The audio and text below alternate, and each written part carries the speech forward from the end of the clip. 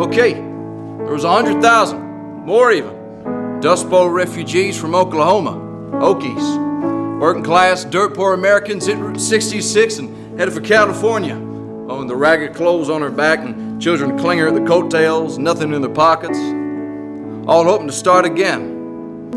It was never in the charts, let alone a #1 hit record, but I'm mighty proud to tell you that millions of people all over the world know it and sing it. It goes like this, and you may sing along if you please.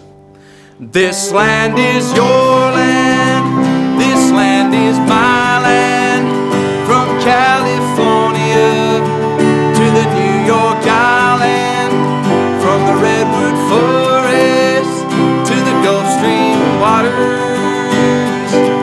This land was made for you and me. One more thing about my father before I let him go. No use concealing it. He was a white supremacist, as they say. About a year before I was born, he was there when some say he was there, when they lynched Laura Nelson and a 14-year-old son, Lawrence W. Nelson, one of the more horrific lynching parties that ever did make its way north of the Mason-Dixon line.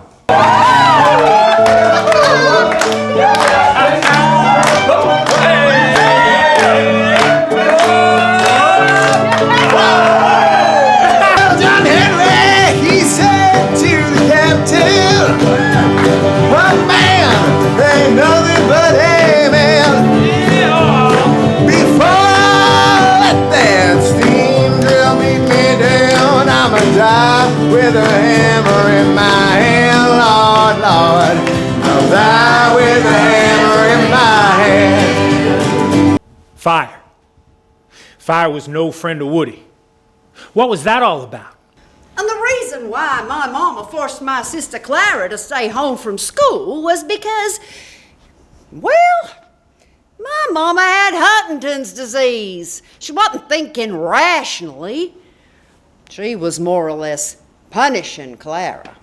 I got a headache, Clara, I got. You hear what they call me when I step outside that door? Do you hear what they say about your mama in this town? They don't know what's going on inside my head. The voices inside my head telling me this and that, telling me that school's no good for you, Clara. There's bad folk in that school. You leave that child alone now, Nora, you hear me?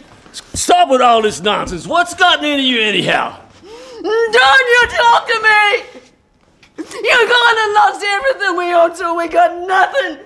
And people looking down on this family like we's white trash is all and calling me names when I open my front door. So don't you go telling me what to do and what not to do! I'll call it Bitch Haven. Yeah, if only I could smash the color line and transform the Trump complex into a diverse cornucopia. The face of every bright color laughing and joshing these old, darkly weeperish, empty, shadowed windows. Now I'm thinking likely most, if not all of you are saying to yourselves, I know that name. Trump. Yes. Well, if it looks like a Trump, walks like a Trump, talks like a Trump, does business like a Trump, it's probably a Trump. Yes, indeed. Fred was Donald's father. As they say, like father, like son. There were 99 damned objectionable clauses in the tenant's contract which ensured Fred Trump's Brooklyn building project remained pearly white.